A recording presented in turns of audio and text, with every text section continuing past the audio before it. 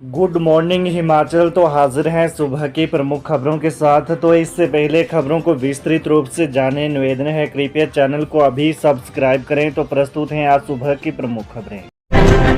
नेगी को किया गया मानसिक प्रताड़ित, पेखूवाला प्रोजेक्ट से नहीं जुड़ रहे तार, जाने विस्तार से। हिमाचल प्रदेश पावर कॉरपोरेशन के मुख्य अभियंता भीम नेगी को मानसिक तौर पर प्रताड़ित किया गया। हालांकि उनकी मौत से पेखूवाला प्रोजेक्ट के तार नहीं जुड़े हैं। ये खुलासा भीम नेगी की मौत के मामले में अतिरिक्त मुख्य सचिव ओंकार शर्मा की ओर से सरकार को बंद लिफाफे में सौंपी 66 पन्नों की प्रशासनिक जांच रिपोर्ट में हुआ है। यह रिपोर्ट मुख्यमंत्री कार्यालय को भेजी गई है। रिपोर्ट कॉरपोरेशन के पूर्व प्रबंध निदेशक हरिकेश मीणा, पूर्व निदेशक कार्मिक एवं वित्त शिवम प्रताप सिंह, निलंबित निदेशक देशराज और पीड़ित परिवार समेत 25 लोगों से पूछताछ पर आधारित है। जांच रिपोर्ट में शक की सुई एवं पूर्व निदेशक की भूमिका की ओर भी घूमी है। 250 करोड़ रुपए के छात्रवृत्ति घोटाले में हितेश गांधी ने अग्रिम जमानत की याचिका ली वापस। हिमाचल प्रदेश हाईकोर्ट में 250 करोड़ रुपए के छात्रवृत्ति घोटाले के आरोपी और ऊना के केसु ग्रुप ऑफ इंस्टीट्यूट के वाइस चेयरमैन हितेश गांधी की ओर से दायर अग्रिम जमानत याचिका को वापस ले लिया है। न्यायाधीश वीरेंद्र सिंह की अदालत ने कहा कि सुप्रीम कोर्ट के आदेशों के तहत यह याचिका हाईकोर्ट में विचारणीय है। इसके बाद याचिकाकर्ता की ओर से इसे वापस लिया गया है। राज्य में वर्ष 2012 से 18 के बीच छात्रवृत्ति घोटाला हुआ है। सुप्रीम कोर्ट ने पिछले दिनों इस मामले में संलिप्त चारों आरोपियों की जमानत याचिका खारिज कर दी थी। शीर्ष अदालत ने चारों आरोपियों को 1 महीने के अंदर ट्रायल कोर्ट के समक्ष आत्मसमर्पण करने के आदेश दिए हैं और साथ में कहा है कि अगर 6 महीने के अंदर कोई नए तथ्य सामने आते हैं तो ट्रायल कोर्ट में समक्ष जमानत के लिए आवेदन कर सकते हैं। हाईकोर्ट से याचिका वापस लेने के बाद अब इनकी गिरफ्तारी तय है। गिरफ्तार लोगों में शिक्षा विभाग के तत्कालीन अधीक्षक Arvind Rajta, central bank of India की शाखा के हेड कैशियर एसपी सिंह और ऊना के केसी ग्रुप ऑफ इंस्टीट्यूट के वाइस चेयरमैन हितेश गांधी के नाम शामिल हैं। इंसान बना हैवान, 7 वर्षीय बच्ची के साथ किया घिनौना काम। सिरमौर शहर में होली मेले में काम करने आए एक प्रवासी मजदूर की 7 साल की बच्ची के साथ दुष्कर्म का मामला सामने आया है। पुलिस ने पीड़ित बच्ची का मेडिकल करवाकर केस दर्ज कर जांच शुरू कर दी है। जानकारी के अनुसार बाहरी राज्य से एक परिवार होली मेले में अपने परिवार के साथ काम करने आया हुआ था। बताया जा रहा है कि बच्ची पानी भरने के लिए नल के पास गई हुई थी, तभी आरोपी मौके पर आया तथा बच्ची को बहला फुसलाकर यमुना नदी के किनारे ले गया। वहां पर आरोपी ने बच्ची के साथ दुष्कर्म किया तथा फरार हो गया। बच्ची ने घर आकर मां को इस बारे में बताया। टेट का ऑनलाइन आवेदन आज से 30 अप्रैल तक।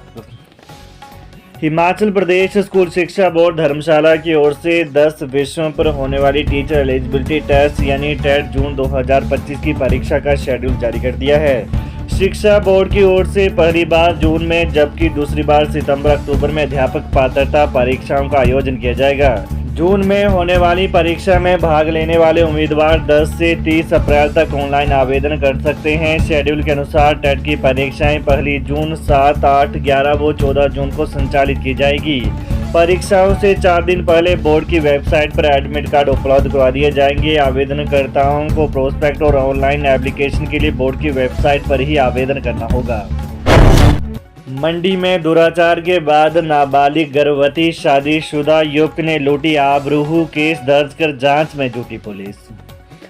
छोटी काशी मंडी में देवभूमि को शर्मसार करने वाला मामला पेश आया है। मंडी के ही रहने वाले युवक द्वारा 14 वर्षीय किशोरी के साथ दुष्कर्म किया गया, जिसके बाद किशोरी गर्भवती हो गई।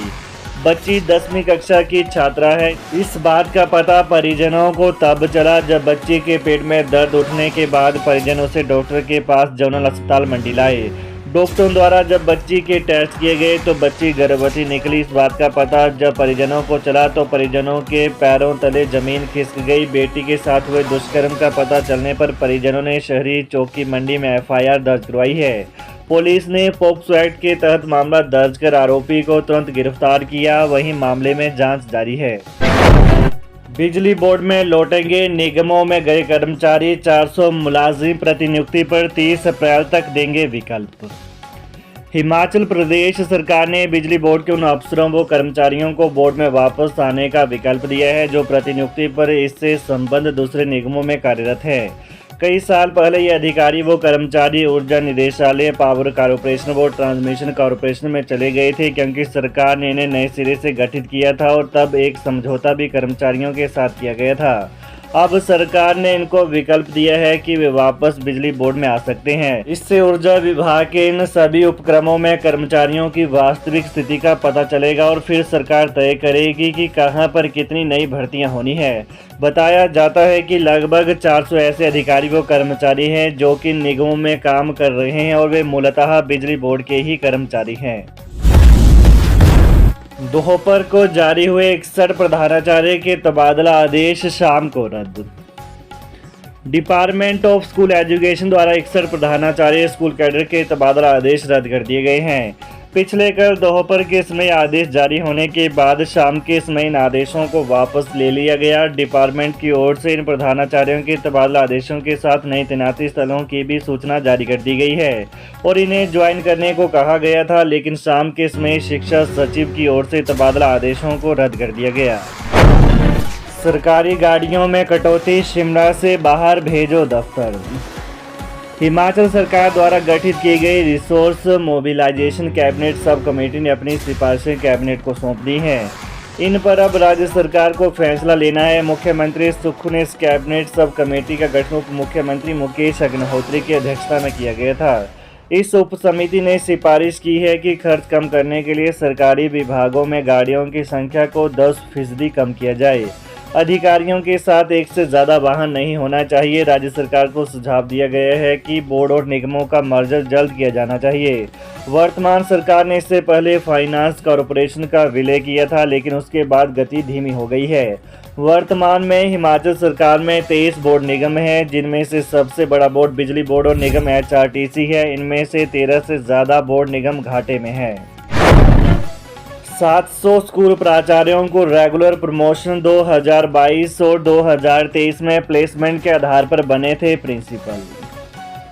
हिमाचल सरकार ने वर्ष 2022 और 23 में प्लेसमेंट के जरिए सरकारी स्कूलों में प्रिंसिपल नियुक्त किए गए शिक्षकों को रेगुलर प्रमोशन देने का रास्ता साफ कर दिया है। मुख्यमंत्री सुखविंदर सिंह सुक्खू के आदेश के बाद पिछले कल शिक्षा सचिव राकेश कंवर ने इसके लिए विभागीय पदोन्नति समिति की बैठक ली। वर्ष 2017 से 21 तक के प्रिंसिपल पहले ही रेगुलर किए जा चुके हैं और अब इनका सिर्फ ऑर्डर निकालना बाकी है। ऑर्डर के लिए फाइल राज्य सरकार को भेजी गई है। यदि 700 प्रिंसिपलों की फाइल भी जल्दी चली गई तो रेगुलर प्रमोशन के ऑर्डर एक साथ हो सकते हैं। इस ऑर्डर में हालांकि ये देखना भी बाकी होगा कि पिछले एरियर को लेकर राज्य सरकार ने क्या निर्णय लिया है। हायर ग्रेड पे को फिर जगी उम्मीद। हाईकोर्ट से केस जीते क्लर्कों को शिक्षा विभाग ने दिया लाभ। राज्य के सरकारी कर्मचारियों को कोर्ट से मिले ऑर्डर के बाद अब हायर ग्रेड पे का लाभ मिलने की उम्मीद जगी है। उच्च शिक्षा विभाग ने हाईकोर्ट से केस जीतने वाले क्लर्क मोहित शर्मा और आयुषी बहारी को यह लाभ 2 दिन के भीतर देने को कहा है। ये आदेश उच्च शिक्षा निदेशक डॉक्टर अमरजीत कुमार शर्मा की ओर से किए गए हैं। पूर्व जयराम सरकार ने 3 जनवरी 2022 तक नियुक्त कर्मचारियों को यह लाभ दिया था। इसके बाद के कर्मचारियों को अब तक भी यह वित्तीय लाभ नहीं मिला है। इस कारण कई दफ्तरों में एक ही पद पर 2 तरह का वेतनमान हो गया है। राज्य के वित्त विभाग ने भी इसकी वित्तीय इम्प्लीकेशन को देखते हुए इस ठंडे बस्ते में डाल रखा था, लेकिन कर्मचारी कोर्ट चले गए। तो ये रही सुबह की विशेष खबरें। हिमाचल की ताज़ा खबरों को जानने के लिए कृपया चैनल को अभी सब्सक्राइब करें। धन्यवाद। जय हिंद, जय हिमाचल।